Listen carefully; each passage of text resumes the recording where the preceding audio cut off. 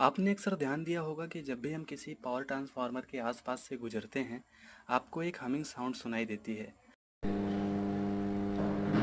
आइए समझते हैं ऐसा क्यों होता है।